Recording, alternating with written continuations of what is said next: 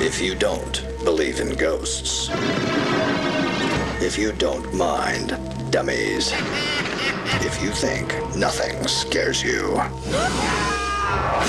then think again. Really hard. Hello, guys. Have to actually do a little follow up, do a fun one that Goosebumps number one Aussie fan actually talked about, and actually add some interesting parts. So first things first is there is a interview of R.L. Stine talking to comicbooks.com, and of course, well, one of the following is the idea of he would love to see the Haunted Mask as a movie. He got his wish once before, not as a movie, but he got to see as an episode. And I'll even step down and say, okay, fine.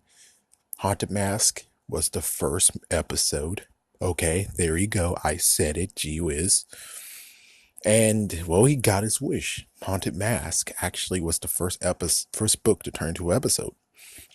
But now he wants to actually have it in movies, and the idea was, well, that's what they're supposed to have done in the first place. The fact of maybe the movies could actually bring all the books together. So, well, not exactly what happened in the movie. So we'll have Haunted Mask and then Haunted Mask 2. That'll be one movie. I guess technically when it came to the episode, they did have a two-parter for both. I think they did. So that means that, yeah, I guess that will work. And plus, maybe make it 2 hours and 30 minutes. Holy frick, yeah, that would do it. As for Night of the Living Dummy, Night of the Living Dummy 2, Night of the Living Dummy 3, that would actually be 3 hours plus. And yeah, maybe that will work. But on the other hand, I think they most likely would cut out freaking crap. And it's like, oof. Given, yes, there might be some things that they can cut out.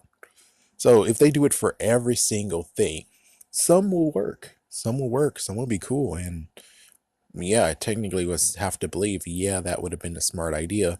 We'll just have to see what happens with Fear Street. For those who don't know, Fear Street is about to have its own movie franchise too. We'll see what happens there. Most likely it'll be the fact of they're doing what Sony should have done. And of course, again, welcome to Sony. Sony kind of sucks. I mean, frick. Sony screwed over Spider-Man. They even wrecked Homecoming. Somehow, with even little involvement, they fricked up Homecoming. How the frick did that? How? Yeah, you see how messed up Sony is? And heck, even it turns out that I'm a Michael Jackson fan. Apparently, they screwed over Michael Jackson fans too by actually making 3 new songs that actually weren't Michael Jackson's and claimed that it was. And it took 7 years actually for them to finally admit, yeah, 3 of the songs in the newest CD that was supposed to be all Michael Jackson actually were fake. And it's like, oh. So you can see Sony's not that good. And plus, well, let's just even go even worse, where it's like Sony somehow, for some damn reason, stalled Kingdom Hearts. I mean, Kingdom Hearts 3. All Kingdom Hearts games technically should have been on the PlayStation 2. They were planning to do it in 2010, and it took all the way to 9 years, a decade, for finally you get to have Kingdom Hearts 3. I mean, if they were going to do that, then you might as well should have just kept Kingdom Hearts 2 for PlayStation 3. My goodness. But back to Goosebumps. So the interesting part is that R.L. Stine had a little bit of criticism when it comes to the movie, and he said that maybe the third movie can be less funny and more scary. Wow. And let's jump into hopefully he gets to see this interview.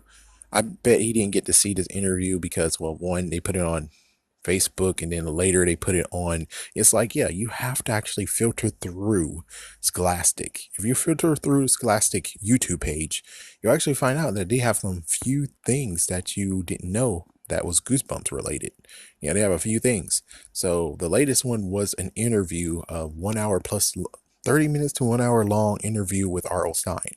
And it's kind of funny where he actually admits that, dude, some things that we find scary are actually funny to him. So it's like, yeah, so where it's like it should be a little bit more scary than funny to him means that technically that means that they should go straight up hardcore, because his his scare meter is not actually the same as ours, crazy enough. Yeah, believe it or not. And it's kind of funny listening to him. It's like, oh, well, the way he got Scarecrow Walks at Midnight was because of the first beginning part of it, where he actually did listen to Scarecrow. Actually, it was like grass growing, grass that was whistling through the freaking grass, wind going through the grass. That's how he got that one. How he got Slappy apparently is the fact of Pinocchio and the original Grim version of Pinocchio. I think it was Grim. Yeah, where Pinocchio got his foot burned and that just spiraled into, yeah. And plus he had a fascination for ventriloquists and dummies and everything too anyways. So it's like, yeah, that was gonna spiral anyways. But interesting enough, it's like, yeah, he said that make it more scary. And to reference this one, and this freaking damn video, this interview happened in November. So you can see how old it kind of is. And it's like, well, if he says to be more scarier, and he said in his books himself, is that it was an experiment because he already had a successful book series called Fear Street, which was for teenagers. And he actually is like, okay, well, I have a good title, Goosebumps, and I don't know how exactly I'm going to kick off this, but he's like, I'm going to try to experiment. I'm going to at least give 6 books. He didn't know it was going to thrive into this. So he tried 6 books. It was a hit, and he tries to do more funny than scary because he doesn't really want to scare children in the Goosebumps books. Well, that's what he said in their interview. He said that in the interview. Go check it out. He actually said it. So it's interesting enough to be like, okay, so the books technically doesn't supposed to scare children, but yet now he's going to say, and I'm not trying to be a jerk, I'm just saying, but now he says that the movie has to be more scary than funny. And well, to him, technically, this movie's supposed to be kind of funny to him. I don't know. It's a weird concept. You have to watch the interview yourself, then try to figure out exactly what he means about instead of being more funny, it should be more scary. Because it's kind of like, but dude, you just admitted in the interview that nothing really scares you. But I guess he means scares children and scares teenagers like usual scares, not scares that scare him.